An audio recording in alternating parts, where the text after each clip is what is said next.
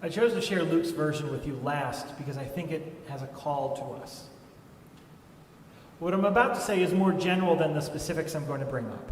There is so much in this state to be angry about. There is so much in this world to be angry about. What I'm going to talk about could be any number of the systemic oppressions, from the way we've created and then systemically oppressed black people, women, the poor. But you have to pick something to focus on. And so today, on Palm Sunday, I would like to talk about library books and our Attorney General.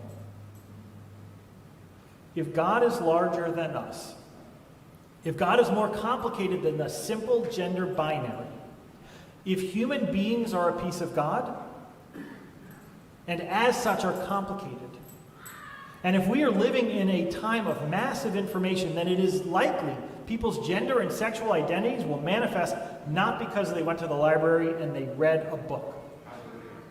More specifically, our Attorney General has joined a campaign to relegate very specific books to restricted areas. These are books he has described as pornographic, overtly sexual, gateways to internet porn addiction, and inappropriate for children. There was an article in today's paper, it was a front page about it. There is a group of far-right anti-LGBT folks. A local version of that is called the Citizens for a New Louisiana. This whole thing started when its paid executive director found a book in a Lafayette library called This Book is Gay. This manufactured hysteria has picked up in Rapides Parish, Livingston Parish, and my own St. Tammany Parish. It's fueled by a governorship-seeking Attorney General. Most of the books they've selected, most of the books that are being selected nationally by a small group who have made this their campaigns, are books that affirm gay and lesbian love, or books that affirm genders other than the simple male-female breakdown, or books that acknowledge that racism exists.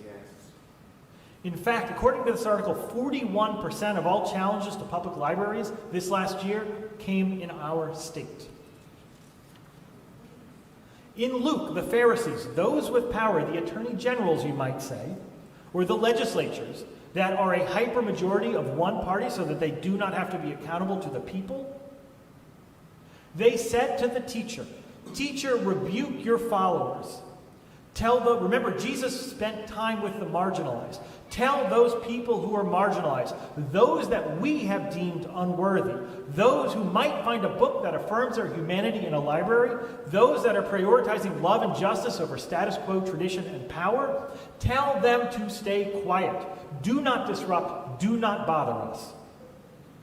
And if we are a gentle, angry people, if we are mitigating and hiding our anger, we are doing what the Pharisees wanted.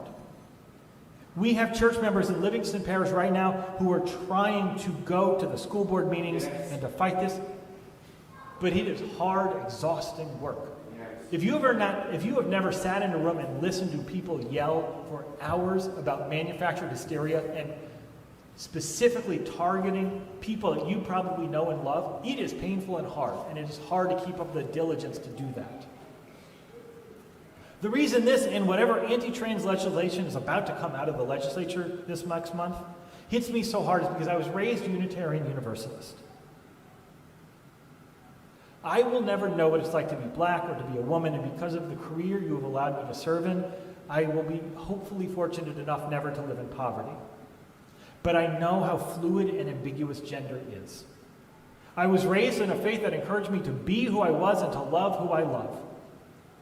And I know that it is just as likely I would be attracted to someone who has a different gender, or that I would have a gender that doesn't match the way culture has told me gender is supposed to be. Not that any of us really have a gender that matches the way that, really gender expectations right now are gender expectations that toy companies decided to manufacture in the 60s to sell twice as many toys. That's a different sermon. Frankly, I don't think any of our genders really match what the larger culture is telling us we're supposed to be.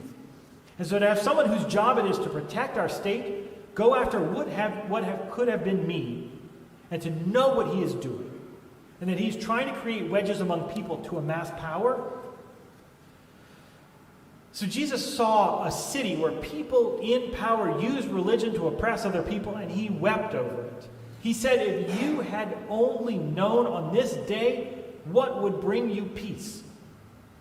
If you had only known on this day what would bring you peace, if only people who are afraid of what it might mean to acknowledge that having different genders is okay, people who are afraid of the complicity that comes from truly acknowledging oppressions, if only people would have known how simple it would make it so that all of us could be the persons that God made us to be, and all of us would have access to enjoy and to live this life in its fullness,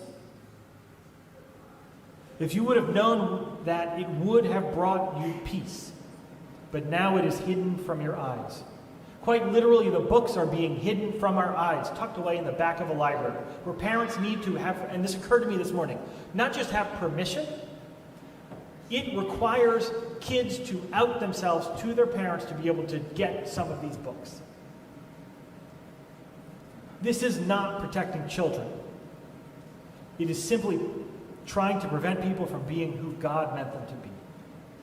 In other words, Jesus is angry, and we should be angry, and yes, that is a minister shoulding at you. Because those in power are trying to tell people not to be who God made them to be. They are stoking fake cultural divisions to try to stay in power, to push agendas that they want. All these book bans will do, all this rhetoric will do, is to continue to push people further into the closet, continue to rob people of justice, continue to make this state one that prioritizes systemic unrest of the many for the comfort of the few. You have a right to be angry about this. The old Universalists said that none are saved until all are saved. And you are right to be angry that this world that we have inherited does not allow many of us to be the full person that we were meant to be.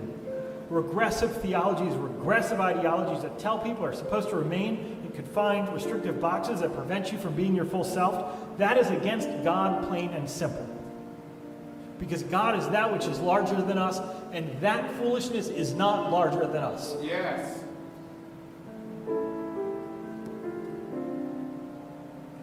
God is complexity and nuance. God is a pull towards justice.